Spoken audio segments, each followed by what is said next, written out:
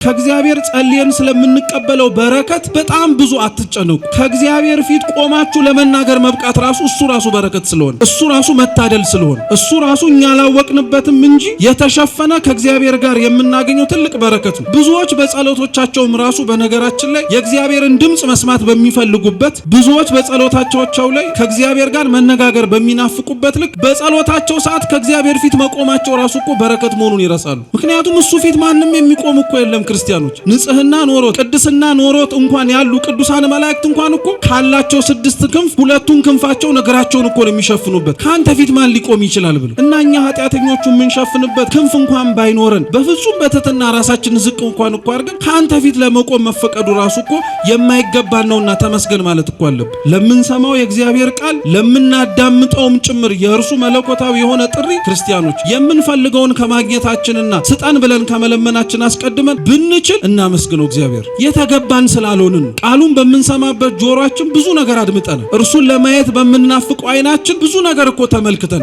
እርሱን መዓዛውን ለማሽተት በሚናፍቀው አፍንጫችን ብዙ ሊሸተቱ የማይገባቸው ክፋቶችን አሽተተንበታል። እርሱን ለማነጋገር በምንናፍቀው አንደበታችን ክፋትን ተናግረንበታል። እርሱን ለመዳሰስ በምንናፍቀው እጆቻችን ሰርቀንበታል። ወደ እርሱ ለመቆም በምንራመድበት እግራችን ከእርሱም እኮ ሸሽተናል። ታዲያ ይሄንን ሁሉ ነገራችንን እያየ ለኛ ለመገለጥ ለኛ ለመታየትም ከኛ ጋር አብሮ ለመኖርም ለፈቀደ ለእግዚአብሔር ከምስጋና ውጪ ሌላ ምን ልናደርግለት እንችላለን? ማመስገን ነው እንጂ ያለብን። ክርስቶስ የተወለደበት በረት እንስሳት ያሉበት ቦታ ብቻ ሳይሆን እንስሳትም ጭምር የሚኖሩበትም ነው። በረት እንደ በረትነቱ ደግሞ ምንም እንኳን ባንኖርበት ባንወለድበት አልፈን እንኳን ስናገድም ከብት በሚሸጥባቸው ቦታዎች ላይ ጠረኑ ለሰው ልጅ ለመቆም በጣም እንደሚከፋ እናውቃለን። የሚሸጠውም ሰው እንጀራው ስለሆነ ነው የሚቆመው። ከአቅሙ በላይ ቢሆንበትም የሚበላበት መንገድ ስለሆነ ነው። እግዚአብሔር እኛን ሊያገኝበት የወደደበትን ራሱን የገለጠበትን መንገድ አያችሁ። ለኛ ብሎ ራሱን የሚሸት ቦታ እንዲቀመጥ ምክንያቱ ነው። ክርስቶስ የተወለደባት በረት ውስጥ የተገኙት እንስሳት ይላሉ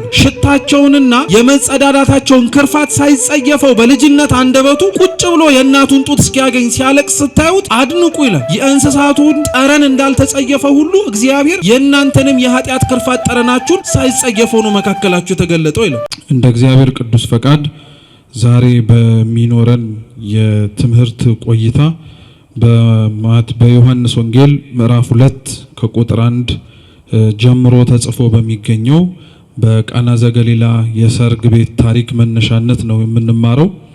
አስቀድሜ መጽሐፍ ቅዱስን ቃል ሁላችሁ መስማት እንድትችሉ አነብላችሁና ወደ ትምህርታችን እንሄዳለን። በሶስተኛውም ቀን በገሊላ ቃና ሰርግ ነበረ። የኢየሱስም እናት በዚያ ነበረች። ኢየሱስም ደግሞ ደቀ መዛሙርቱም ወደ ሰርጉ ታደሙ። የወይን ጠጅም ባለቀ ጊዜ የኢየሱስ እናት የወይን ጠጅ እኮ የላቸውም አለችው። ኢየሱስም አንቺ ሴት ካንቺ ጋር ምን አለኝ? ጊዜ ገና አልደረሰም አላት። እናቱም ለአገልጋዮቹ የሚላችሁን ሁሉ አድርጉ አለቻቸው። አይሁድም እንደሚያደርጉት የማንጻት ልማድ 6 የድንጋይ ጋኖች በዚያ ተቀምጠው ነበር። እያንዳንዳቸውም 2 ወይም 3 እንስራ ይይዙ ነበር። ኢየሱስም ጋኖቹን ውሃ ሙሏቸው አላቸው። እስካፋቸውም ሞሏቸው። አሁን ቀድታችሁ ለአሳዳሪው ስጡት አላቸው። ሰጡትም። አሳዳሪውም የወይን ጠጅ የሆነውን ውሃ በቀመሰ ጊዜ ከወዴት እንደመጣ አላወቀም። ውሃውን የቀዱት አገልጋዮቹ ግን ያውቁ ነበረ። አሳዳሪው ሙሽራውን ጠርቶ ሰው ሁሉ አስቀድሞ መልካሙን የወይን ጠጅ ያቀርባል፣ ከሰከሩም በኋላ መናኛውን፣ አንተስ መልካሙን የወይን ጠጅ እስካሁን አቆይተሃል አለው። ኢየሱስ ይህን የምልክቶች መጀመሪያ በገሊላ ቃና አደረገ፣ ክብሩንም ገለጠ። ደቀ መዛሙርቱም በእርሱ አመኑ። ከዚህም በኋላ ከእናቱና ከወንድሞቹ ከደቀ መዛሙርቱም ጋር ወደ ቅፍርናሆም ወረደ። በዚያም ጥቂት ቀን ኖሩ ይላል። ስለ ቅዱስ ቃሉ የአምላካችን የልዑል እግዚአብሔር ስም የተመሰገነ ይሁን። አምላካችን ቅዱስ እግዚአብሔር ቢወድ ቢፈቅድ በዚህ ባነበብነው የመጽሐፍ ቅዱስ ክፍል መነሻ የምንማር ነው የሚሆነው። ለትምህርታችን ግን መነሻ ርዕስ እንዲሆነን መልካሙን የወይን ጠጅ በሚለው ኃይለ ቃል መነሻነት እንማራለን ማለት ነው። አምላካችን በጉባኤያችን መሃል ተገኝቶ እንዲያስተምረን የእርሱ ቅዱስ ፈቃድ ይሁንልን። እስኪ መልካሙ በሉ የወይን ጠጅ። እስኪ ድገሙት፣ መልካሙ የወይን ጠጅ። ሶስተኛ በሉት፣ መልካሙ የወይን ጠጅ። ክርስቶስ ከኛ እንዳንዱ ሆነ፣ በግርግም ተወለደ። በሰማይ ያሉ ቅዱሳን መላእክት ወደ ምድር ወርደው በምድር ያሉ ጠቢባን የተባሉ 3ቱ ነገስታት ወይም ደግሞ ሰብአ ሰገል መተው ሰግደውለት እረኞች ካለበት ግርግምም ጭምር አብረው ተገኝተው አመስግነውት አምላካችን መድኃኒታችን ኢየሱስ ክርስቶስ በምድር ላይ የሰውን ሥጋ ተዋህዶ ተገለጠ ብላ ቤተክርስቲያን ዘመነ አስተርእዮን ትናገራለች። በክርስቶስ መወለድ ከክርስቶስ መወለድ በኋላ ያሉትን ወቅታትም ተመሳሳይ የሆኑ ነገሮችን የምናገኝ ከጌታ መወለድ ጋር ተያይዞ ቤተክርስቲያን አሁንም ስለ አምላክ ሰው በመሆን ሂደት ውስጥ ራሱን እንዴት እንደገለጠ አስቀድሞ በነቢያት ድምጹን እንሰማው የነበረው አስቀድሞ በነበሩት በአባቶች በአንድም ይሁን በሌላ መንገድ ሲገለጥ የነበረው እግዚአብሔር ዛሬ ግን ከኛ ጋር አብሮ ሊመላለስ ከኛ ጋር አብሮ ሊጠጣ ከኛ ጋር አብሮ ሊበላ ከኃጢአት በቀር ፍጹም ሰው ሆኖ ከኛ ጋር አምላካችን ሊመላለስ ታየ ተገለጠ ብላ ቤተክርስቲያን ታስተምራለች። ይሄ ከትላንትናው መገለጥ አንጻር የተለየ መገለጥ ስለሆነ ቤተክርስቲያን በደንብ ከፍ አድርጋ ታስተምረዋለች። ምክንያቱም የክርስቶስ ልደት እንደማንኛውም ትላንትና ላይ ተወለዱ እንደምንላቸው አይነት ልደታት አይደለም።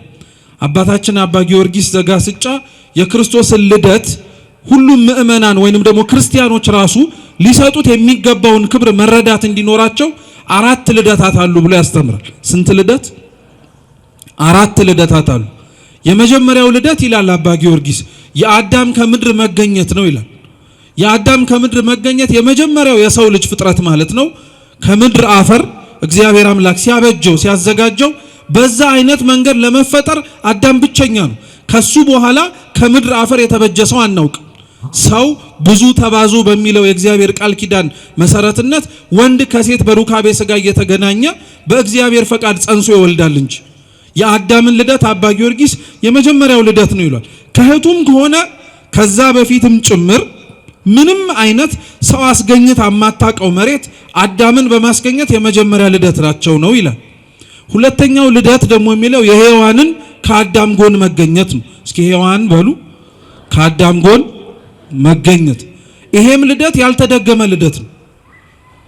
ከሔዋን ውጪ ሴት ልጅ ከአዳም ጎን ወይንም ደግሞ ከወንድ ልጅ ጎን ስትፈጠር ወይም ስትገኝ ከሔዋን በኋላ አላየንም። ልክ ወንድ እና ሴት ተገናኝቶ በሩካቤ ሥጋ እንደሚወልዱት ሁሉ ሴት ልጅም የምትወለደው ከአዳም በኋላ ከጎኑ ከሚገኝ አጥንት ተወስዳ ሳይሆን በሩካቤ ሥጋ ብዙ ተባዙ በሚለው የእግዚአብሔር ቃል ኪዳን መሰረትነት ነው። ስለዚህ እንደ አዳም ያለ ልደት ማንም የተወለደ የለም። እንደ ሔዋን ያለም ልደት ማንም የተወለደ የለም ይላል አባ ጊዮርጊስ። ሶስተኛው ልደትን ደግሞ አባ ጊዮርጊስ ሲናገር ምን ይላል? እሱ ደግሞ የአዳምና የሔዋን ልጆች ናቸው ይላል። እስኪ አዳምና ሔዋን በሉ ልጆች። የአዳምና ሔዋን ልጆች የምንላቸው አቤል ቃይልን ለማለት ነው። እነሱም በነገራችን ላይ እንደነዛ አይነት ልደት ለመወለድ የመጨረሻዎቹ አይሆኑ እንጂ የመጀመሪያዎቹ ናቸው። አዳም ሔዋን ልጆቻቸውን መውለድ የጀመሩትና የወለዱት እንደምታውቁት ከገነት ከወጡ በኋላ ነው። ከገነት ከወጡ በኋላ ለመውለድ አዳምና ሔዋን ስንተኛ ናቸው? መልሱ እንጂ አንደኛ ናቸው ወይስ መጨረሻ ናቸው? መጀመሪያ ናቸው። የተወለዱትስ ልጆች ለምድር ሰው እንደሚወልድ ማሳያ የመጀመሪያ ምስክሮች ናቸው አይደሉም? ናቸው። አሁንም በነገራችን ላይ ወንድ ከሴት ተገናኝቶ ሴትም ጭምር ደግሞ ስትወልድ ማየት ብዙ ሰው ስለሚወልድ ለምዶብን ነው እንጂ እኮ አዲስ ክስተት ነው። አዲስ ነገር እኮ ነው። ሁሌም አዲስ የሆነ ነገር ነው። ግን ለመድናቸው ብዙ ነገሮችን ብዙ ሊያስገርሙን ሊያስደንቁን የእግዚአብሔር የእጆቹ ስራዎችና መኖሩን የምናውቅባቸው ነገሮች አይተናቸው ከምንደነቅባቸው ይልቅ ለምደናቸው ምን አዲስ ነገር ይገኝባቸዋል ብለን አጣጣልናቸው ወይንም ደግሞ አሳነስናቸው እንጂ እንደነዚህ አይነቱም ልደት ይላል አባ ጊዮርጊስ የተመጀመሪያ ልደት ነው፣ ልዩ የሆነ ልደት ነው ይላል። የክርስቶስ ልደት ግን ከነዚህ ሶስቱ ይለያል። አራተኛው ልደት ማለት ነው። እንደ አዳም ከመሬት አልተገኘም፣ እንደ ሔዋን ከአጥንት አልተገኘም፣ እንደ አዳምና እንደ ሔዋን ልጆች በዘር በሩካቤ አልተገኘም። የተወለደው በህቱም ድንግልና ነው። የወለደችው እናቱ በወለደችበት ቅጽበት እናቱ ተብላ እንደምትጠራ በመውለዷ ደግሞ ያልተፋቀና ሊጠፋ የማይችል ደግሞ ድንግልና አላት። ስለዚህ ራሱ ጌታችን ኢየሱስ ክርስቶስ እንደርሱ አይነት ልደት እንደርሱ አይነት የመገለጥን ሁኔታ ለማንም አድርጎት አያውቅም፣ አያደርገውምም ጭምር። በዛ መንገድ የተገለጠ በዛ መንገድ እርሱንም ጭምር እንድናየው ያደረገን ማን ብቻ ነው? እግዚአብሔር ብቻ ነው። እርሱ ብቻ ግን አይደለም የአባቶቻችንን ትኩረት የሚስበው። ክርስቶስ ራሱን በገለጠባቸው እና እሱ መሆኑን ባወቅንባቸው ቦታዎች ላይ በጣም የሚገርሙ ነገር አድርጎልናል። በቤተ መንግስት መወለድ ሲችል በግርግም መወለዱ ይደንቀናል። ምክንያቱም ንግስናውን ወይንም ደግሞ ቀዳማዊ የሆነ ሊሽረው የማይችል አምላክ ንጉስ እንደሆነ ማናችንም እናውቃለን። ግን ንጉስ ነኝ ብሎ የነገስታት ቤት ውስጥ ሳይሆን በረት ውስጥ መወለዱ ይደንቀናል። ያቺን በረት ሰማይ ማድረጉም ይገርመናል። በዛች በተገኘበት በረት ላይ እንስሳት ትንፋሾቻቸውን ሲገብሩለት እናደንቃለን። ለምን መሰላችሁ ክርስቲያኖች? ክርስቶስ የተወለደበት በረት እንስሳት ያሉበት ቦታ ብቻ ሳይሆን እንስሳትም ጭምር የሚኖሩበትም ነው። በረት እንደ በረትነቱ ደግሞ ምንም እንኳን ባንኖርበት ባንወለድበት አልፈን እንኳን ስናገድም ከብት በሚሸጥባቸው ቦታዎች ላይ ጠረኑ ለሰው ልጅ ለመቆም በጣም እንደሚከፋ እናውቃለን። የሚሸጠውም ሰው እንጀራው ስለሆነ ነው የሚቆመው። ከአቅሙ በላይ ቢሆንበትም የሚበላበት መንገድ ስለሆነ ነው። እግዚአብሔር እኛን ሊያገኝበት የወደደበትን ራሱን የገለጠበትን መንገድ አያችሁት? ለኛ ብሎ ራሱን የሚሸት ቦታ እንዲቀመጥ ምክንያት ሆነ እና የኛ ሊቃውንተ ቤተ ክርስቲያን በተለይ ቅዱስ ሄሬኒዮስ የሚባል መምህራችን ምን ብሎ ይናገራል መሰላችሁ?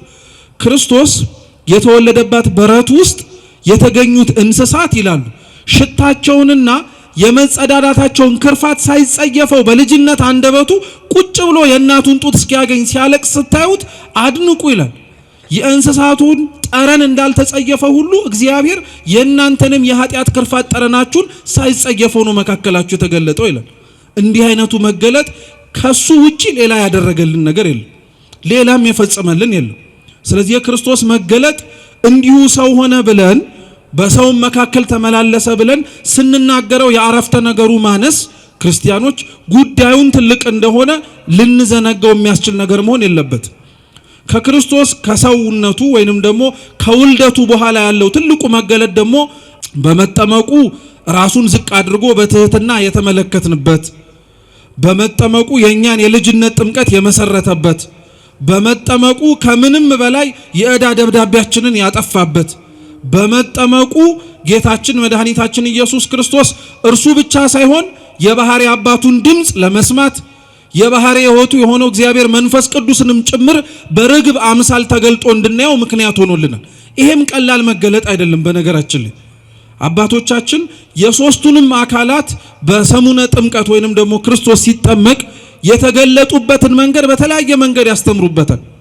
የክርስቶስን በአካለ ሥጋ ቆሞ መጠመቁን ቅድም እንዳልኳችሁ ለአርአያነት ለትህትና የልጅነት ጥምቀትን ለመመስረት የእርሱ ልጆች መሆን የምንችልበትን የጥምቀትን በር ለመክፈት ነው። ሌሎቹስ አካላት ማለትም እግዚአብሔር አብና እግዚአብሔር መንፈስ ቅዱስስ የተገለጡበት መንገድ መኖራቸውን ብቻ ለማወቅ የሚያስችል አይነት መገለጥ እንዳልሆነ ወቁ።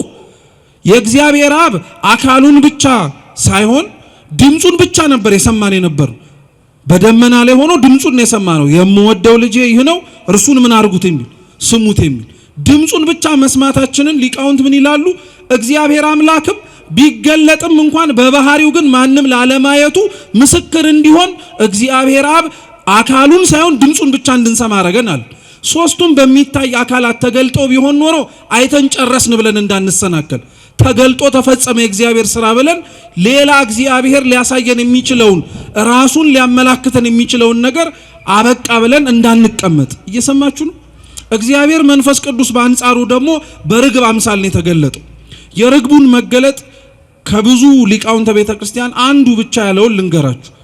ርግብ እንደምታውቁት ጌታችን መድኃኒታችን እግዚአብሔር መንፈስ ቅዱስ የተገለጠበት መንገድ ነው እና የኛ ቤተ ክርስቲያን ሊቃውንት እግዚአብሔር መንፈስ ቅዱስ በርግብ የመገለጡን ምክንያት አንደኛ ለንጽህናው ምስክር ስለሆነ እግዚአብሔር ንጹሕ ባህሪ ለመሆኑ ማጠየቂያ ነው ይላሉ። የኛ ቤተ ክርስቲያናችን ሊቃውንት ግን እንደዛ ብለው አያቆሙም፣ ይራቀቁበታል። ምን ይላሉ መሰላችሁ? ርግብ ይላሉ ጥሬ ብትቆረጥም ወይንም ደግሞ ጥሬ ብትበላ ውሃ ብትጠጣ በማንቁርቷ ወይንም ደግሞ በምትጠቀምበት በአፏ ነው። ርግብ ጥርስ እንደሌላት ታውቃላችኋል? እየሰማችሁ ነው? ቀላል ጥያቄ ነው ጠይቋችሁ። ርግብ ጥርስ እንደሌላት ታውቃላችኋል? ስለዚህ ጥሬ ልብላ ብትል ምንድን የምታረገው? አታኝከውም። ቀጥታ ምን ታረገዋለች? ትውጠዋለች። ውሃም ልጠጣ ብትል በእርግጥ ውሃ አይታኘክም፣ ግን ምን ታረገዋለች? እሱን ትውጣለች። እና የኛ ቤተክርስቲያን ሊቃውንት ምን ይላሉ መሰላችሁ? እግዚአብሔር መንፈስ ቅዱስ በርግብ አምሳል መገለጡ ራሱ ለሰው ክርስቲያናዊ የሆነ እግዚአብሔር ፊት ሊኖረው የሚገባውን መገለጥ ማስተማሪያ ነው ይላሉ። ርግብን ተመልከቷት። ጥርስ ሳይኖራት መብላት የምትፈልገውን ነገር በአፏ ወደ ውስጥ ወደ ሰውነቷ ታስገባዋለች። ክርስቲያኖችም ይላሉ የተሰጣቸውን ጥርስ እህል ለማኘክ ነው እንጂ የሰውን ስጋ በሐሜት እንዲያላምጡበት አይደለም ይላል። አይገርማችሁ? በርግብ አምሳል እግዚአብሔር መንፈስ ቅዱስ መገለጡ አንደኛው ማስተማሪያ እርሱ ነው። የማይታኘኩ ነገሮች አሉ። ምግብ ሊታኘክ ይችላል። ሌላ ለመብላት ሊያስፈልገን የሚችለውን ነገር በሙሉ አኝከን ልናስገባ እንችላለን። እግዚአብሔር መንፈስ ቅዱስ ግን በርግቡ አምሳል አንዱ የመገለጡ ምክንያት ክርስቲያኖች በእግዚአብሔር ፊት ሊኖራቸው የሚገባው መገለጥ እንዴት አይነት እንደሆነ እንዲታወቅ ማለትም ላይላመጡ የሚችሉ ነገሮችን አብዛኞቻችን በሰውነታችን በስጋዊ ጥርሳችን ሳይሆን በውስጣችን ግን እናኝከዋለን። ሐሜቱንም፣ ክፋቱንም፣ ነውሩንም ሌላዎችም ለእግዚአብሔር ሊስማሙ የማይችሉትን ነገሮች በሙሉ እናላምጣቸዋለን። እና እግዚአብሔር መንፈስ ቅዱስ እንዳልኳችሁ በርግቡ አምሳል የተገለጠበት መንገድ እናንተም ውስጣችሁ ሊገባ የሚገባውን ውስጣችሁ ሊያድር የሚገባውን ፍሬያማ የሆነውን ነገር በሙሉ በእምነት ዋጡት። ልክ ርግቢቱ እንዳልኳችሁ ጥርስ እንደሌላት ሁሉ ነገር ግን ለሰውነታችሁ የማይስማማውን ከኃጢአት ጋር ሊያገናኛችሁ የሚችለውን ክፋትን እንድትለምዱ ሊያደርጋችሁ የሚችለውን ግን በፍጹም አይሆንም። ምክንያቱም እግዚአብሔር መንፈስ ቅዱስ ራሱ ጥርስ በሌላት በምን አምሳል ስለተገለጠ? በርግብ አምሳል ስለተገለጠ።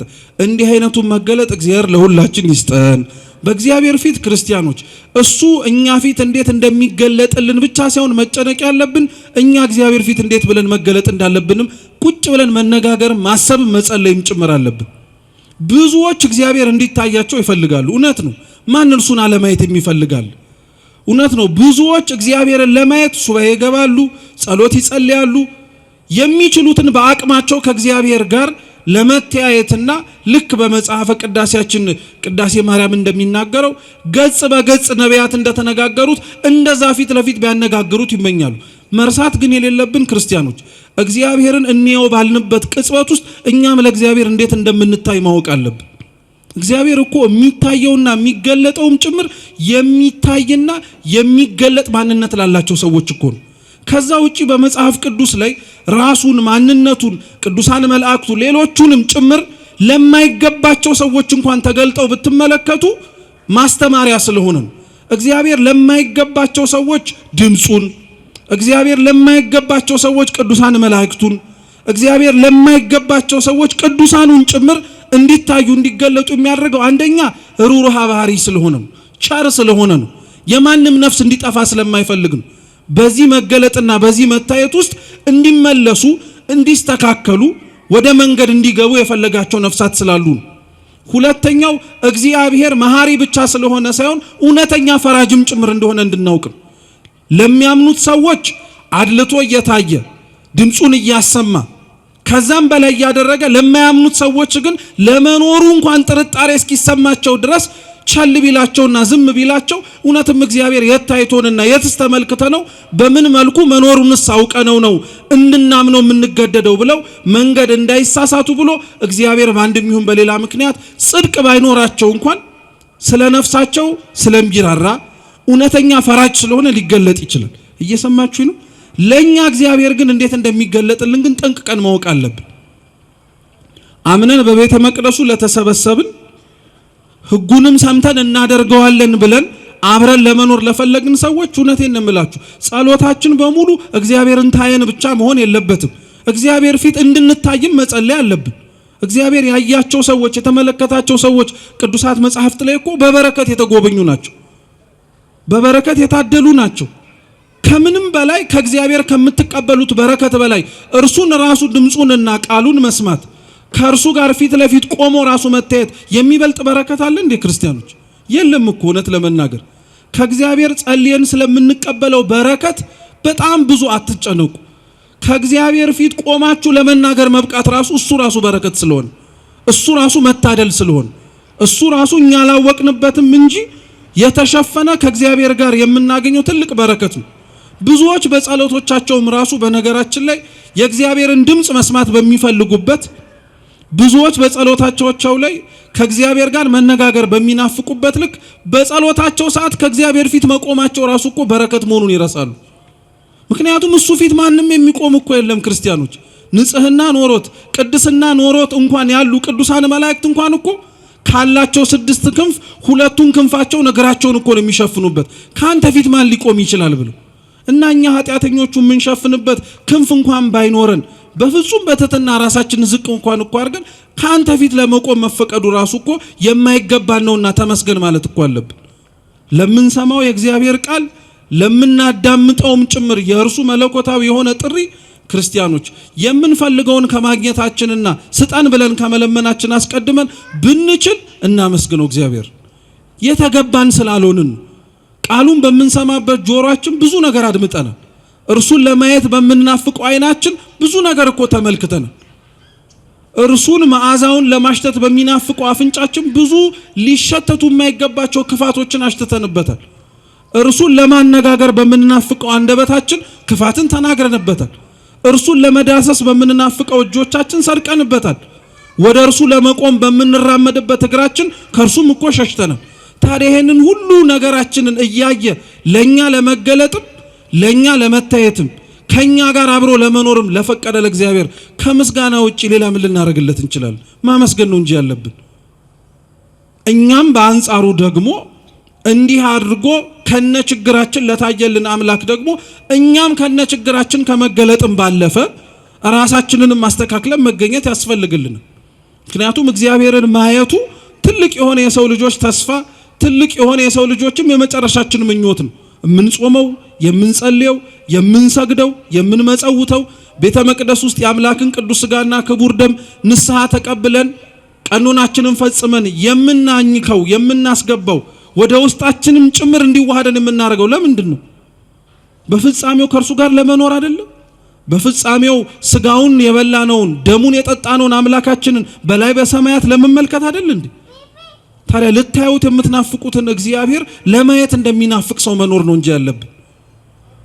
ከሩቅ እንኳን እኮ የሚመጣ የሰነበተ እንግዳ እንኳን እኮ ለመምጣቱ ናፍቆታለን። ተገኝቶ እስከምናየው ድረስ እንጓጓለን። እግዚአብሔርን ልናየው በምንጓጓበት ልክ ለእርሱም ለመታየት መጓጓት አለብን። ለእርሱ ራሳችንን አሳምረን ነፍሳችንን ማጽድተን ለመታየት ደግሞ እግዚአብሔር በቸርነቱ ይርዳን። ጥምቀት እሱ ነው ልላችሁ ፈልጌ ነው። እርሱም መገለጥ ነው። በአንጻሩ በእግዚአብሔር ፊት ለመታየት ከጥር 12 ከዛም በኋላ ባሉት በሰሞናት ዘመነ መርዓዊ የሚባል ዘመን ያላት ቤተ ክርስቲያን። እስኪ ዘመነ መርዓዊ በሉ። የሙሽርነት ዘመን ማለት ነው። ከልደት በፊት ያሉት 3ቱ ቀናት ይላሉ ሊቃውንተ ቤተ ክርስቲያንና አሁን ጥምቀትን አክበረን ከቃና ዘገሊላ ጀምሮ ያሉት ሰሞናት ዘመነ መርዓዊ እየተባለ ይጠራል። ቅዱስ ያሬድ ነው ይሄንን ስነ ስርዓት የሰራው። 2 ጊዜ ነው ዘመነ መርዓዊ የምንለው። አንደኛውን ከልደት በፊት፣ ሁለተኛውን ደግሞ ከጥምቀት እስኪ በኋላ በሉ እንጂ። አንደኛው ከምን በፊት? ከልደት በፊት ስንት ቀን? 3 ቀን በሉ መልሱ እንጂ 3 ቀን። ሁለተኛው ሰሞን ከቃና ዘገሊላ በኋላ ያለው ዘመን። ሁለቱም ዘመናት ተመሳሳይ ስም ነው ያላቸው፣ ዘመነ መርዓዊ ነው። ቅዱስ ያሬድ ይህን ያደረገበት ምክንያት አለ። አንደኛው ከልደት በፊት ያለው 3ቱ ቀናት ዘመነ መርዓዊ የሚባሉት ማለት ነው ለሙሽራው ለጌታችን ለኢየሱስ ክርስቶስ ለሚደረገው ቅድመ ዝግጅት ነው። ልክ ማንኛውም ሙሽራ ከማግባቱ በፊት ያሉትን ሰሞናት ራሱን የሚያደርገው የሙሽርነት ቅድመ ዝግጅት አለ አይደለ? ለዛ መታሰቢያ እንዲሆን አንድ በውስጡ ግን በታላቅነት በምስጢር ዋነኛው ሐሳቡ ለሚወለደው ሙሽራችን ሆነው ለጌታችን ለኢየሱስ ክርስቶስ የሚደረግ ቅድመ ዝግጅት ነው። ሁለተኛው ግን የሙሽርነት ባለትዳሮች የሚጋቡበት ወደ አንድነት የሚመጡበት ወቅት ስለሆነ ነው። አያችሁ ቤተ ክርስቲያን ለጋብቻ ራሱ የወሰነችው ወቅት አለ ማለት ነው። ሰው ቅዱስ ጋብቻን እንዲመሰርት የምታዝበት ወይንም ደግሞ ቢሆን ብላ ያዘጋጀችለት ወቅት አለ። ልክ የምንጾምበት፣ የምንፈስክበት፣ የምንጸልይበት ሌሎችም ወቅታቶች እንዳሉን ማለት ነው። ሁለተኛው ግን ተጋቢዎች የሚጋቡበት ዘመን እንደሆነ ለማጠየቅ ብቻ ሳይሆን ሙሽራው ጌታችን ኢየሱስ ክርስቶስን ከተቀበልነው በኋላ ያለንም ዘመን ዘመነ መርዓዊ ነው። ሙሽራውን የምናስተናግድበት የቃና ዘገሊላ ሰርግን መነሻችን ያደረግነው። ቃና ዘገሊላ ገሊላ ውስጥ የምትገኝ ቦታ ናት። በነገራችን ላይ ቃና ራሷን ችላ የምትታወቅም ስፍራ ናት። እስካሁን ድረስ አለች። ካፍር ቃና እየተባለች ነው የምትጠራው። ቦታው ላይ ምንም እንኳን ጌታችን ኢየሱስ ክርስቶስ ተአምሩን የፈጸመው ከብዙ ዘመናት በፊት ቢሆንም አሁንም ድረስ ብዙ ጎብኚዎች እየሄዱ በረከትን የሚቀበሉበት ከእግዚአብሔር ረድኤትን የሚካፈሉበት በተለይ ደግሞ ባለትዳሮች ወይንም ደግሞ ወደፊት ጋብቻቸውን ለመመስረትም ጭምር ራሳቸውን የሚያዘጋጁ ሰዎች መሳለም ከሚፈልጓቸውና ከሚሳለምባቸው ቦታዎች መካከል አንዱ በገሊላ ውስጥ የምትገኝ ቃና ተብላ የምትጠራው ቦታ ናት። የቃና ዘገሊላ ሰርግ እውነት ለመናገር እስካሁን ድረስ የሚዘመርለት ሰርግ ነው። የትኛውም ተጋቢ ሲጋቡ አይታችሁ ከሆነ የሚዘመረው ራሱ ምን የሚለው መዝሙር ነው? ቃና ዘገሊላ ነው። እና ሰርግ ቤቱ እውነትም በጣም ትልቅ ቦታ ስላለው ጌታችን መድኃኒታችን ኢየሱስ ክርስቶስ የመጀመሪያውን ተአምር ያደረገበት ቦታ የቃና ዘገሊላ ነው። ክርስቶስ ከዛ በፊት ባሉት ወቅታት ማለትም ደግሞ ከመጽሐፍ ቅዱሳችን ከወንጌል ውጪ ያሉ ከጌታችን ከኢየሱስ ክርስቶስ ልደትና መሰደድ ጀምሮ የሚያወሩ ቅዱሳት መጽሐፍቶቻችን ክርስቶስ ተአምርን ለመስራት የቃና ዘገሊላው ወቅት ወይንም ደግሞ የሰርግ ቤት የመጀመሪያው እንዳልሆነ ምስክሮች ናቸው። እየሰማችሁ ነው? ምስክሮች ናቸው። ምክንያቱም እንደ ቤተ ክርስቲያናችን መጽሐፍት እንደ ተአምረ ኢየሱስ፣ ተአምረ ማርያም ያሉት መጽሐፍትን ስናነብ ክርስቶስ ከልጅነቱ ጀምሮ ምን ሲያደርግ ነበር? ተአምር ሲሰራ ነበር። ብዙ ድንቃ ድንቅ ነገሮችን ሲያደርግ ነበር። የቃና ዘገሊላን ተአምር ግን ቅዱሳት መጽሐፍታችን ሲገልጡት የመጀመሪያው ተአምር ብለው ነው የሚናገሩት። አንደኛው የመጀመሪያው ተአምር የተባለው ክርስቶስ አገልግሎቱን የጀመረው በቃና ዘገሊላ ተአምር ስለሆነ ነው። ልክ ከተጠመቀ በኋላ እንደምታውቁት 40 ቀን 40 ሌሊት ሳይውል ሳያድር ከተጠመቀበት ዕለት አንስቶ ወደ ጾም ነው ሄደው ወደ ገዳመ ቆሮንቶስ። ከወረደ በኋላ ደቀ መዛሙርቱን የመረጠ ደቀ መዛሙርቱን መርጦ ነው ክርስቶስ አምላካችን ወደ ቃና ዘገሊላ ሄደው። አብረውት የተከተሉትም ደቀ መዛሙርት መጀመሪያ ላይ የጠራቸው አብረውትም ጭምር የነበሩት ናቸው። 12ቱ ደቀ መዛሙርት ማለት ነው። አንዳንድ መምህራነ ቤተ ክርስቲያን 5 ናቸው ይላሉ፣ ከታሪኩ አንጻር ሲነበብ ማለት ነው። መጀመሪያ ክርስቶስ አብረውት እንዲከተሉት ምክንያት የሆኑት ደቀ መዛሙርት የዮሐንስ መጥምቅ ደቀ መዛሙርት ናቸው። ዮሐንስ መጥምቅ ክርስቶስን ካጠመቀው በኋላ የተጠመቀው ጌታችን ኢየሱስ ክርስቶስ ሲያልፍ ተመለከተና ምን አለ? እነሆ የእግዚአብሔር በግ አለ። እስኪ እነሆ በሉ፣ የእግዚአብሔር በግ። እንዲህ ሲል የሰሙት የሱ ተማሪ የሆኑ ደቀ መዛሙርት በተለይ ደግሞ ቅዱስ ዮሐንስ ወልደ ነጎድጓድ ሲያደምጡትና ሲሰሙት ጌታችን ኢየሱስ ክርስቶስን ተከተሉት፣ አብረውት ሄዱ። መምህር ሆይ ወዴት ነው ማደሪያ? ወዴት ነው የምትሄደው? የትስ ነው የምታድረው? ብለው ጠየቁት። ኑና እዩ አላቸው። እስከ ምሽት ድረስ አብረውት ቆዩ ነው የሚለው፣ እስከ ምሽት ድረስ። ከዛ በኋላ ተመልሰው ሄዱ። ከተመለሱ በኋላ ራሱን ደቀ መዛሙርቶቹን ደግሞ ክርስቶስ መጥቶ ድጋሚ እነ ዮሐንስን ወንድሙ ያዕቆብንም ጭምር ካሳ ማጥመድነታቸው አንስቶ ተከተሉኝ ብሎ ጠራቸው። ተከተሉት። ከነሱ በኋላ እንደ ተከተሉት የሚነገረው ጴጥሮስና አንድሪያስ ናቸው፣ ወንድማማቾች። ከነሱ በኋላ ደግሞ ወዲያውኑ የክርስቶስን ድምፅ ሰምተው የተጠራሩት ደግሞ ፊልጶስና ናትናኤል ናቸው። ስለዚህ አንዳንዶች ለዛ ነው የተወሰኑት ነው እንጂ ብዙሃኑ በቃና ዘገሊላ ሰርግ ቤት አልተገኙም ይላሉ። ነገር ግን መጽሐፍ ቅዱሳችን ሲናገር በሶስተኛው ቀን በገሊላ ቃና ሰርግ ቤት ሆነ ሲል የተጠሩትን ሲጠራ የኢየሱስም እናት በዚያ ነበረች ይላል። ጌታም ከደቀ መዛሙርቱ ጋር በሰርጉ ታደመን የሚል ጌታ ከምኑ ጋር? ከደቀ መዛሙርቱ ጋር። ስለዚህ ነበሩ ደቀ መዛሙርቱ ለማለት ነው።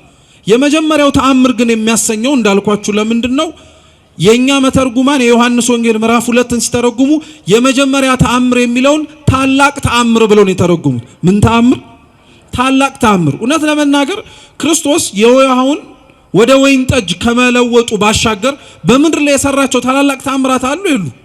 አሉ እኮ መጽሐፍ ቅዱስ ላይ ብታዩ ይሄ ምንድን ነው የሚያስብሉ ማለት ነው። ሽባ የሆኑ ሰዎች ሲተረትር እኮ አይተናል።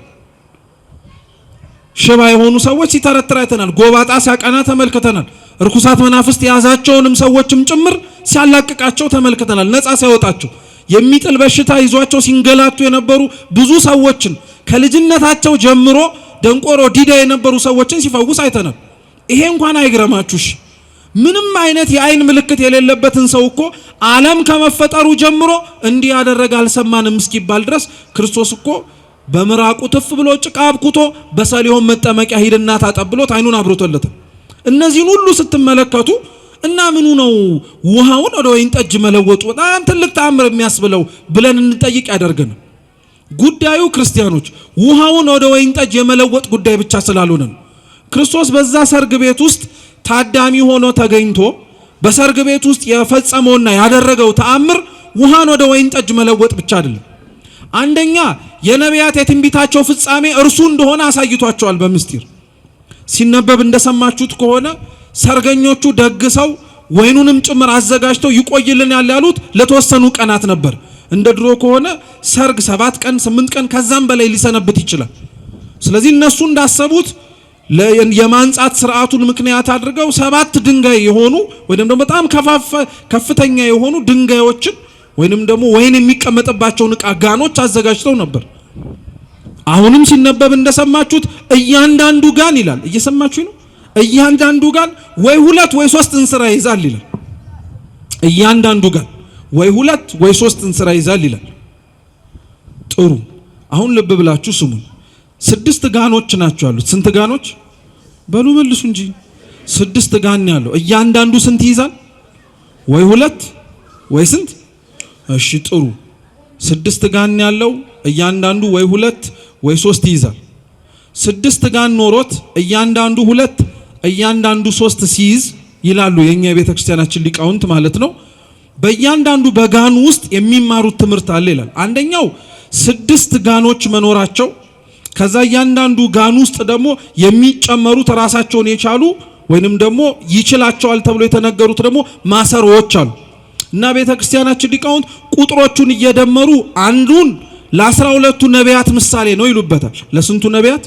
ለ12ቱ ነቢያት። ክርስቶስ የዛ የወይን ጠጅ እስኪያልቅ ድረስ ተአምሩን እንዳልፈጸመ ሁሉ የነቢያት የስብከታቸው ዘመን እስኪያበቃ ነቢያትም ጭምር ክርስቶስ ሰው ይሆናል ብለው ተናግረው የሚተነብዩበት ዘመን እስኪጫልቅ ድረስ ሰው አልሆነምና ወይኑም ከማድጋው እስኪንጠፈጠፍ ድረስ ጌታችን ኢየሱስ ክርስቶስ ውሃ ሙሉበት ብሎ አላዘዘም። ጋኖቹ የነቢያት የትንቢት ምሳሌ ናቸው። ጋኖቹ የነቢያት የትንቢት ምሳሌ ናቸው። ጌታችን ኢየሱስ ክርስቶስ ይህንን ተአምር ሲያደርግ ታዲያ ጉዳዩን በጣም ትልቅ እንዲሆን ያደረገው በሰርግ ቤቱ ተገኝቼ ውሃውን ወይን ሳደርገው ተአምር የመፈጸም ጉዳይ ብቻ ሳይሆን የማንም የነቢያት ተስፋ ማብቃቱን ለማጠየቅ ነው። የነቢያት የተስፋ ትንቢታቸው ማብቃቱን እርሱ የሚጠብቁት አምላካቸውም ጭምር ለመገለጡ ማሳያ ነው። አንደኛው እርሱ ነው። ሁለተኛው የውሃውን ወደ ወይን መለወጥ ደግሞ ቤተክርስቲያናችን በሁለቱም ታስተምረዋለች። አንደኛ በውሃ ሁለተኛ በወይን። እስኪ ውሃ በሉ እንጂ ወይን በሉ። ጥሩ። ከውሃና ከወይን መድኃኒት የትኛው ነው? አይዟችሁ አትፍሩ፣ አይዟችሁ አትፍሩ ያልኳችሁ ያው ወይን ለማለት ይሉኝ አይዟችሁ ከሆነ ብዬ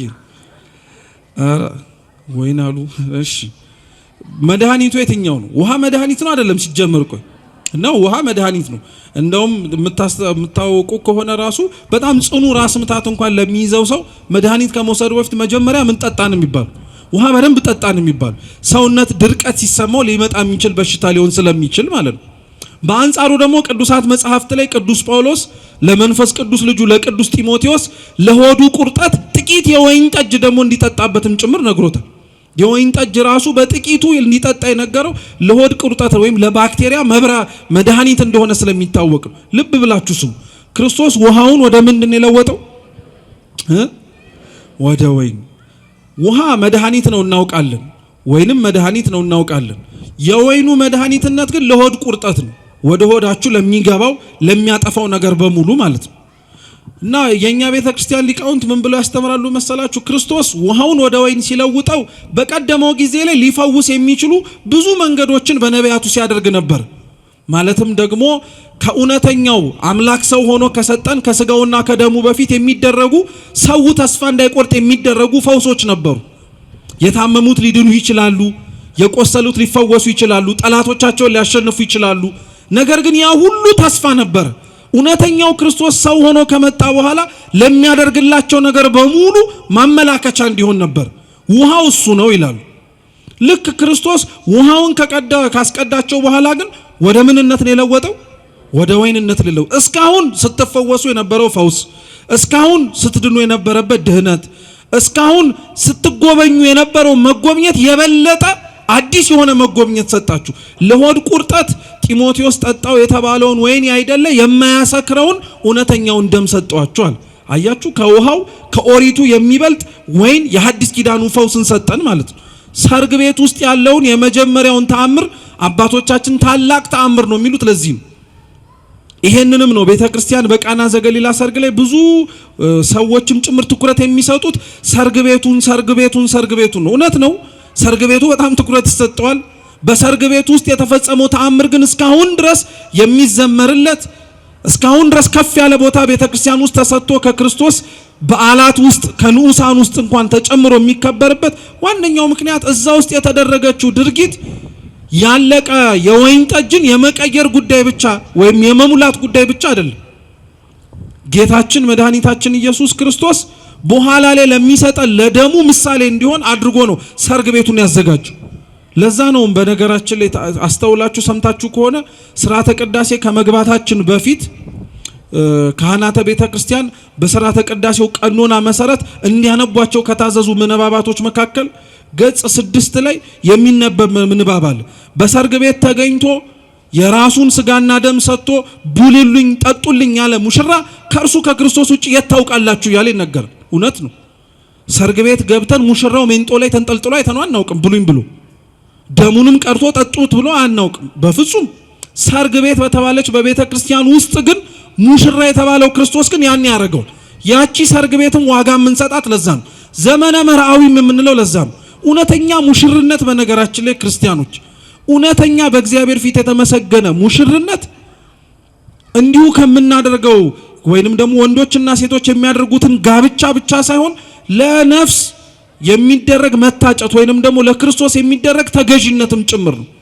ሙሽራ የሚለውንም ቃል ለዛ ነው ቤተክርስቲያናችን ስተረጉመው አንደኛ ሙሽራ ብላ የምትጠራው ክርስቶስን፣ ሁለተኛ ሙሽራ ብላ የምትጠራው ተጋቢዎችን፣ ሶስተኛ ሙሽራ ብላ የምትጠራው ደናግላንን። እስኪ ደናግላንን በሉ። ደናግላን ሙሽሮች ይባላሉ። ሙሽርነታቸው የራሳቸውን ነፍስ አጭተው ለክርስቶስ ስለሰጡ ነው።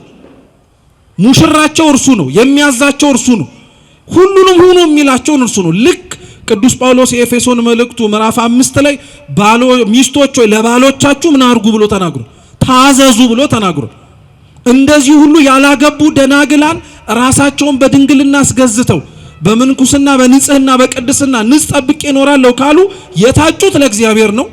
እርሱ እንዳዛዣቸው የሚያዛቸውን ነገር በሙሉ ይታዘዙለታል። ለእርሱ ሙሽራ ናቸውና ማለት ነው። ለዛ ነው እውነተኛው ሙሽርነት የነፍስ ለእግዚአብሔር መታጨት ነው የምንለው። ለዛ ነው ተጋቢዎችም በነገራችን ላይ ሊጋቡ ሲመጡ ቤተ መቅደስ ውስጥ ቆመው ቃል ሲገቡ ከእግዚአብሔር ፊት ቆመው አልከዳትም አልከዳሽም ተባብለው ቃለ መሐላ ሲፈጽሙ እውነተኛውን ሰርጋቸውን ሰርግ የሚያደርገው የማን ስጋና ደም ሲቀበሉ? የክርስቶስን ስጋና ደም እኮ ሲቀበሉ ነፍሳቸውን ለእግዚአብሔር አጭተው ሲሰጡ ማለት ነው። ነፍሴ አንተ ናት ከዚህ በኋላ ብለው አጭተው የሰጡት እግዚአብሔር ሁለቱን ከሁለትነት ወደ አንድነት ያመጣቸዋል። ይሄንን ሙሽርነት እንድናስታውሰው ነው ወቅቱ ራሱ ዘመነ መርዓዊ የተባለው። የሚጋባበት ይጋባበታል፣ ደስታ ያደርግበታል። የማይጋባበትና ብቻውን የሆነ ሰው ግን እውነትም ሙሽርነቱን ከክርስቶስ ጋር ለመኖር ይለማመድበታል። ይሄን ሰርግ ቤት አንድም ትልቅ ቦታ እንድንሰጠው የሚያደርገን እንዳልኳችሁ የክርስቶስ ተአምር ይሄ ወይኑን ውሃውን ወደ ወይን ጠጅ መለወጡ ማለት ነው። ፍጻሜው ደሙን ለመስጠቱ ማሳያ ስለሆነ ነው። ሁለተኛው እንዳልኳችሁ ይሄ ሰርግ ቤት የሰዎችን የሰርግ ቤትም ጭምር ማጠየቂያ ነው። ሰዎች ቅዱሳት መጻሕፍትም እንደሚያዘው ከሆነ ያላቸው የህይወት ምርጫ ሁለት ነው፣ ምንኩስናና ጋብቻ ነው። ምን ያህሎቻችን ለምንኩስና እንደምንዘጋጅ አይታወቅም። ምን ያህሎቻችን ለሰርግ ግን እንደምንዘጋጅ ይታወቃል። ምክንያቱም አኗኗራችን፣ አስተሳሰባችን ወይም ማህበረሰባችንም ጭምር በጣም የሚገፋው በጣም ወደዛ ህይወትም ተስቦ እንዲገባ የሚያደርገው ከምንኩስና ይልቅ ምንን ጋብቻ ነው። የሚጠላ ነገር ሆኖ አይደለም። በነገራችን ግን በአሰብ ያለብን ነገር ቢኖር ሁላችንም ለተመሳሳይ ጥሪ አልተጠራን። ሁላችንም ተመሳሳይ መንገድ እንድንሄድ አልተዘጋጀን። አንዳንዶቻችን እውነት ነው ቅዱስ በሆነው ጋብቻ ለመኖር እንጠራ ይሆናል። ሌሎቻችን ግን ለምንኩስናም ልንጠራ ይሆናል። ይሄንን ህሊናችን በነገራችን ላይ አምኖትም ጭምር እግዚአብሔርን የወደድከውን መንገድ ምራኝም ስንል ማወቅ አለብን። በእውነቴን የምነግራችሁ። ምክንያቱም በጣም ብዙ ሰው የምንኩስና ህይወትን፣ የምንኩስና ትምህርትን፣ የምንኩስና ከእግዚአብሔር ጋር የመኖርን ህይወት እየናፈቀና እየተመኘ ነገር ግን ሊኖረው የማይችልና ሊያገኘው የማይችል እየተመኘው ስለሚሸሽ ነው። ይሄ ልክ አይደለም። የእግዚአብሔርን ጥሪ እኛም ልንጠራበት የተገባንበትን ህይወትን ለይተን ማወቅ ሁላችንም ያስፈልገን። ለዛ ነው ንጽህና ላላቸው ልባቸውም እውነት የእግዚአብሔርን ጥሪ ለመስማት ራሳቸውን ዝግጁ ያደረጉ ሰዎች እግዚአብሔር በየት መንገድ ሊሰማሩ እንደሚገባቸው አስቀድሞውኑ ይነግራቸዋል። የልቡናቸውን መሻት ብቻ ሳይሆን እርሱ ራሱ ደግሞ በምን መንገድ ቢሰማሩ እንደሚፈልጋቸውን ጭምር ያሳስባቸዋል። ከዛ ውጭ ግን የልብ ንጽህና ለሌለን ክፋትን ለተላመድን ሰዎች ግን ቅዱሳት መጻሕፍት ምስክሮች ናቸው። እንዳልኳችሁ እነሱ ናቸው ወይ ሰው ያገባል ወይ ሰው ይመነኩሳል ብለው የሚነግሩ። የቃና ዘገሊላ ሰርግ ቤት እንዳልኳችሁ አንደኛው ማሳያው የሰርግ ቤት ወይንም ደግሞ የተጋቢዎችን ታሪክ ነው። አንደኛ ተጋቢዎች በሰርጋቸው ሊኖራቸው የሚገባውን ቦታ ያስተምረናል። የዮሐንስ ወንጌል ምዕራፍ 2 ከቁጥር 1 ጀምሮ ያነበብነው ምንባብ የመጀመሪያው የሰርግ ቤት ተጠሪ መሆን ያለበት ማን ነው? እግዚአብሔር ነው። እስኪ እግዚአብሔር በሉ። እግዚአብሔር ነው። እርሱ ያልተገኘበት ሰርግ ቤት ምኑን በረከት አለው? ሲጀምር ዶኪማስ ከኀፍረት የዳነው ያ ያተርፈኛል ያለው የወይን ጠጅ ያልቆበት ነውሩ የተሸፈነለት ማን እዛ ሰርግ ቤቱ ስለተገኘ ነው? እግዚአብሔር እኮ ስለተገኘ ነው። እናቱ ስለተገኘች እኮ ነው። ደቀ መዛሙርቱ ስለተገኙ ነው። ይሄ ለኛ ትምህርት እኮ ነው። ሰርግን ለማድረግ ለሚያስቡ ሰዎች በሙሉ መጀመሪያ የሚጋብዙት ሰርጋቸው ላይ እንዲገኝም ጭምር ጥሪ የሚጠሩት ማንን ነው? እግዚአብሔር መሆን አለበት እያለ ነው። አንድ የመጀመሪያው ትምህርት እሱ ነው። በሶስተኛውም ቀን በቃና ዘገሊላ ሰርግ ነበረ ካለ በኋላ የኢየሱስም እናት በዚያ ነበረች ነው የሚለው። ጌታና ደቀ መዛሙርቱም ነበሩ ስለሚል ከሱ ቀጥሎ ያሉትን ምንባባት ደግሞ ስትመለከቷቸው በሰርግ ቤት ውስጥ ሊኖረን የሚገባውን ትምህርት ራሱ እግዚአብሔር አስተምሮናል። ሁለተኛው በሰርግ ቤት ውስጥ ከጥሪው በኋላ ሊኖረን የሚገባውን ነገር ሲያስተምረን ደግሞ እግዚአብሔር ጎዶሎን መሙላትን። እውነት ነው ክርስቶስ የተገኘው እናቱም ተጠርታ የተገኘችው ደቀ መዛሙርቱም በዛ ቦታ ላይ የተገኙት እንደ ታዳሚዎችን የሰርጋቸው የደስታ ተካፋይ እንዲሆኑ ነው እንጂ የጎደላቸውን እንዲያዩ የጎደላቸውን እንዲሞሉ ይሄ ነገር ሊያስጨንቃቸው ይችላሉ ብለው የሆነ ነገር እንዲያደርጉ አይደለም። ነገር ግን እግዚአብሔር ባይጠይቁትም እንደሚያስፈልጋቸው አውቆ እመቤታችን ባያሳስቧትም እንደሚያሳስባቸው ግን ተረድታ ያንን ነገር አድርጋለች። ይሄም ትምህርት ነው። በነገራችን ላይ ጎዶሎን ማየት፣ ጎዶሎን መሙላት፣ የሚያስፈልግን ነገር ማድረግ ትምህርት ነው። ሶስተኛውም ተመሳሳይ ነው። ይሄንን ተአምር ከተፈጸመ በኋላ ይህን ነገር ከተደረገ በኋላ ጌታችን መድኃኒታችን ኢየሱስ ክርስቶስ ደቀ መዛሙርቱም ይሄን ተአምር ካደረገ በኋላ ራሳቸው ደቀ መዛሙርቱ በእርሱ አመኑ ይላል። ደቀ መዛሙርቱ አመኑ ተብሎ የተነገረው ሳያምኑት ተከትለውት አይደለም። ነገር ግን ልብ ብላችሁ ስሙ። ክርስቶስን ይከተሉት የነበረው በትምህርቱ ነው እንጂ ተአምሩን ፈልገው እንዳልሆነ ማጠንከሪያ እንዲሆን። እየሰማችሁ ነው? እስኪ ክርስቶስን በሉ። ለትምህርቱ እንጂ ለተአምራቱ አልተከተሉትም። ለዛ ነው በነገራችን ላይ ክርስቶስን ለትምህርቱ ነው እንጂ ለተአምራቱ ስላልተከተሉት ተአምራትን ማድረግ ባላደረገበት ወይም በማይፈጽምባቸው ወቅታቶች ላይ ሐዋርያት ከስሩ ሲጠፉ አናይ። ተአምር ሲያደርግም አሉ፣ ሳያደርግምም ጭምራሉ። የመጡት ምኑን ብለው ስለሆነ ትምህርቱን ብለው ስለሆነ ክርስቶስን ለምን ብላችሁ ነው የምትከተሉት ተብለን ራሱ ወይም ተጋቢዎች ሰርጋችሁን የምትፈጽሙት ለምንድን ነው ብለው እንዲጠየቁ ራሱ ይሄ ትምህርት ያስተምራቸዋል። የምትጋቡት በቤተ ክርስቲያን ክርስቲያን ሆናችሁ ነው። ክርስቲያን ከሆናችሁስ በኋላ እውነት የሚያስፈልጋችሁን ነገር አሟልታችሁ ነው። ከዛስ በኋላ የምትገቡበትን ህይወት አውቃችሁት ነው። ይሄን ክርስቲያኖች እንደዋዛ ልናደርገው አይገባም።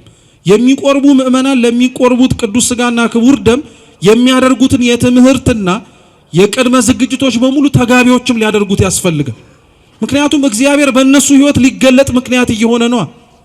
ቅዱስ ጳውሎስ የተጋቢዎችን ክርስቲያን ሆነው በቅዱስ ስጋውና በክቡር ደሙ ከብረው የሚኖሩ የምእመናንን ቤት የሮሜ መልእክቱ ምዕራፍ 12 ላይ ሲናገር በቤታችሁ ያለችው ቤተ ክርስቲያን እያለ ነው የሚጠራት። የአብዛኞቻችን ቤት እኮ ጋብዘን ያልጠራ ነው እግዚአብሔር ስላልተገኘበት እኮ እኛ ክርስቲያን እንባል ይሆናል እንጂ ቤታችን ቤተ ክርስቲያን አይደለም። እናውቀዋለን ጠንቅቀን። ኃጢአት የምንሰራበት፣ ክፋትን የምንሸምቅበት፣ ሰው አላየኝም ብለን ሌላ ክፋት የምንጎነጉንበት ስፍራ ቤታችን ነው። ግን የክርስቲያኖች ቤት በቅዱስ ስጋው በክቡር ደሙ የከበረ ሆኖ የተመሰረተ ጋብቻ ከሆነ ቤቱ ቤተክርስቲያንነት ደረጃ እስኪደርስ ድረስ ንጽህና እንዲኖረው ያስፈልገዋል። ይሄን ትምህርት ከቃና ዘገሊላ አግኝተናል፣ አይተነዋልም ጭምር። ሌሎቹን ጉዳዮችን ነው ክርስቲያኖች ከዛ በኋላ ስለእመቤታችንም ምልጃ ስላቀረበችውም ጥያቄ እግዚአብሔርም ስለሰማት ብዙ ጊዜ እነዚህን ጉዳዮች ያቀረበችው ጥያቄ የላቸውም ያስፈልጋቸዋል ወይን እኮ አጥተዋል የላቸውም የሚለው ጥያቄን ክርስቶስ የመለሰላትን መልስ ብዙ መምህራን ለስንት ዓመታት ተምረ ነው። መቼም አንቺ ሴት ካንቺ ጋር ምን አለኝ የሚለውን ሰው ጥያቄ አሁን ላይ ድረስ አማኝ እየሰማ የሚደናገጥበት አይሆንም ብዙ ስለተመለሰ። ግን የቃና ዘገሊላ ሰርግ ውስጥ ያሉ አሁንም ልናውቃቸው የሚገቡ ግን ጉዳዮች አሉ። አንዱ አሁን ያነሳውላችሁ የክርስቶስ ያንን ተአምር መፈጸም የደቀ መዛሙርቱን እምነት እንዲጨምርላቸው ምክንያት ሆኗቸዋል። ደቀ መዛሙርቱ አያምኑም ነበር እያልን አይደለም እንዳልኳችሁ፣ ግን እምነታቸው አንዴ ከፍ ይላል፣ አንዴ ዝቅ ይላል፣ አንዴ በረታል፣ ሌላው ይጠነክራል። አያችሁት? ክርስቶስ በዶኪማስ ቤት ውስጥ ያደረገው ተአምር እንኳን ድኩማን የሆኑትን የደቀ መዛሙርቱን እምነት እንዲጠነክሩ ብርታት ሆኗቸዋል። ሰርገኞች ቤተክርስቲያን ውስጥ ሰርጋቸውን በመፈጸማቸው ምክንያት እኮ ከቤተክርስቲያን ውጪ ሊኮበልሉ ያሉ ዓለማዊውን የሆነውን የሰርግ ቤትን ስነ ስርዓት ተመኝተው ሊወጡ እንኳን የሚመኙትን ሰዎች መልሶ እምነታቸውን ሊያጠነክር እንደሚችል ታውቃላችሁ። ለዋዛ እኮ አይደለም ቤተክርስቲያን ተጋቢዎች እንዲጋቡ በመንፈስ ቅዱስ ትዳራቸው እንዲባረክ በአምላክ ስጋና ደም ከሁለትነት ወደ አንድነት እንዲመጡ የምታረገው ለነሱ ጥቅም ብቻ ሳይሆን ያላመኑትም ሰዎች የነሱን ህይወትና እነሱ የመረጡትን መንገድ አይተው ምን ማድረግ እንዲችሉ ነው። እንዲያምኑ እንዲጠነክሩ እኮ ነው። እንዲያምኑ እንዲጠነክሩ ነው። ክርስቶስ ለዛ ነው በዛ ቤት ውስጥ ይሄንን ህይወት ሊያሰጣቸው የሚችለውን ተአምር ካደረገ በኋላ አሳላፊዎቹ እያነሱ እንደሰማችሁት ማስጠት ጀመሩ እና አሳዳሪዎቹ እየሰጡ እያሳለፉ ሳለ በሰርግ ቤቱ ድምተኛ ሆነው ከተገኙት ሰዎች መካከል የወይን ጠጁን ቀምሶት አደነቀው። ያደነቀው የወይን ጠጁ ወይን ጠጅ ስለሆነ ብቻ አይደለም። የወይን ጠጁ ጣዕም ከዛ በፊት ቀርቦላቸው ከነበረው የተለየ ስለሆነ ነው። የክርስቶስ ደም ጣዕም እንዲህ ነው። ክርስቶስ ራሱን የገለጠበት ሁኔታ እንዲህ ነው። ትላንትና ካየነው በላይ የሚያስደንቅ ስለሆነ ትላንትና ከተመለከትነው በላይ በጣም አድርገን በትኩረት እንድናየው የሚያደርግ ነው። እውነት ክርስቲያኖች ከኛ መካከል ማን በክርስቶስ መገለጥ እንዲህ ተማርኮ ራሱን ያደነቃል? እውነቴን እኮ ነው የምላችሁ። ማድነቅ አለብን፣ መገረም አለብን፣ መመሰጥ አለብን። ከዚህ በላይ የሚያስመስጥ የሚያስደንቅ አንክሮ የሚገባው ነገር ምን ነገር አለ? እውነቴን እኮ ነው የምላችሁ። አንድ ሊቅ እንዲያውም ሲናገር ምን ያለ መሰላችሁ? የክርስቶስ የውሃውን ወይን ጠጅ አድርጎ መለወጡ እኮ በጣም ትልቅ ተአምር እንዳይመስላችሁ ለእርሱ ይላል። እንደ ክርስቶስ እኮ በተአምራት የተከበበ አምላክ እኮ ነው። እናቱ ተአምር ናት፣ ድንግል ሆና ነው የወለደችው። እሱ ተአምር ነው። ፍጹም ሰው ሲሆን ፍጹም አምላክ ነው። መራመዱ ተአምር ነው። በሰማይ ያለ አምላክ ሆኖ በመሬት እየተገለጠ ነው። የሚራመድበት መሬት እሱን መሸከሟ ተአምር እኮ ነው። ሰማይ ዙፋኑ ምድርም የእግሩ መረገጫ የሆነ አምላክ እንደሆነ ስለምናውቅ፣ ስለዚህ ይሄንን ያን ያክል በጣም አትብሰልሰሉበት፣ በጣም አትጨነቁበት። ከዚህ የበለጠ ተአምር ሊያደርግ ይችላል አለ። እውነትም አደረገው ክርስቶስ። ትላንትና የጠጡት ከነበረው እዛ ሰርግ ቤት ውስጥ ይጎነጩት ከነበረው የወይን ጠጅ ሌላ የወይን ጠጅ አመጣላቸው። አደነቁ። ጥኢሞ አንከረ እያሉ ሊቃውንት እኮ የሚዘምሩት ለዛ እኮ ነው። ጣዕሙን ቀመሰ፣ አደነቀው። ሰው የምናውቀው የሰከረው ጠጥቶም ጭምር የጠገበ ሰው ምንም ቢሰጡት ምንም ላያውቅ ይችላል። የሰከረ ሰው እንኳን አያችሁት፣ ክርስቶስ የወይን ጠጅ ያደረገውን ያንን መጠጥ ሲቀምስ ግን ከስካሩ ራሱ ይነቃል። ከኃጢአት ስካራችን የሚያነጻን የሚያነቃን እንድንበረታና እንድንቆም የሚያደርገን ከሱ ደም ውጪ የማን ደም ነው? ያው ሊቅ መልሶ ምን ይላል መሰላችሁ? ለእናንተ አትደነቁ ይላል። አሁንም ለእናንተ በቃና ዘገሊላ ሰርግ ውሃውን ወይን ሲያረግ አይደለም ያያችሁት፣ ለእናንተ እኮ በደሙ አጥቧቸዋል ይላል። ከዚህ በላይስ ምን ተአምር አለ? እኛን እኮ ወይን ጠጅ ጠጡ ብሎ ውሃውን ተአምር አድርጎ አላሳየንም እኮ። ከዛ የበለጠ አረገልን። እኛን ራሳችንን ወይን በተባለ ደሙ አጠበን። ጠጣው፣ ቀመሰው፣ አደነቀ። መልካም የሆነውን ጠጅ ለምን አዘገየው አለ።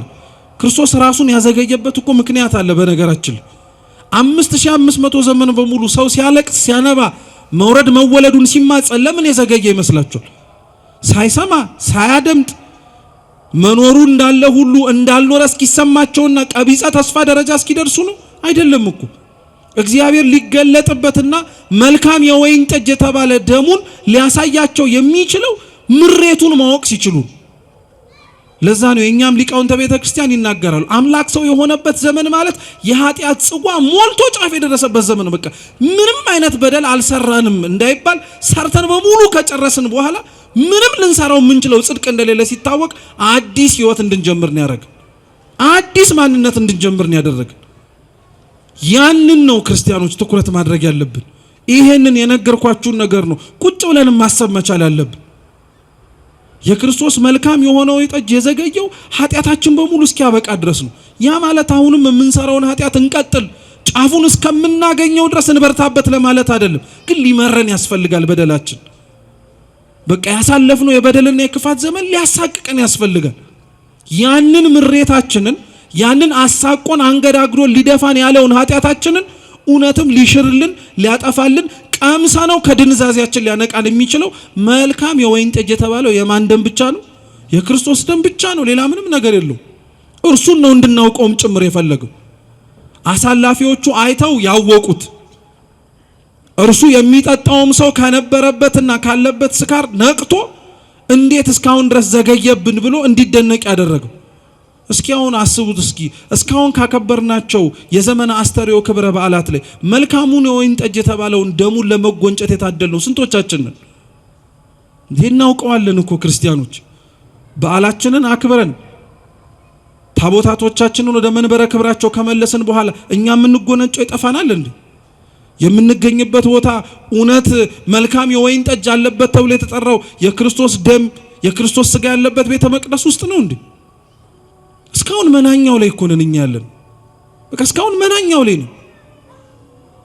ተቀድሰን እንደወጣን ረክሰን የምንመለስበት ማለት ነው። በንጽህና እንደተመላለሰን አድፈን የምንወጣበት እኮ ሆነናል። ከኃጢአት ከበደል ከክፋት ሁሉን ነገር ማላቀቅ አለብን። ማንም ባለትዳር ለባለትዳር መቼም ማጫ ታውቃላችኋል? አታውቁም? ማጫ ምንድን ነው? የሚቀርብ ስጦታ ነው አይደለም እንዴ? እናንተስ እሺ አትወቁት? የምታገቡት ወይ ያገባችሁት ወንዶች አታውቁም እንዴ? ማጫ ምንድን ነው? አራቲውኝ እኔን እናንተን ማጫ ምንድን ነው? መልሱልኝ። ጥሎሽ ነው ማጫ?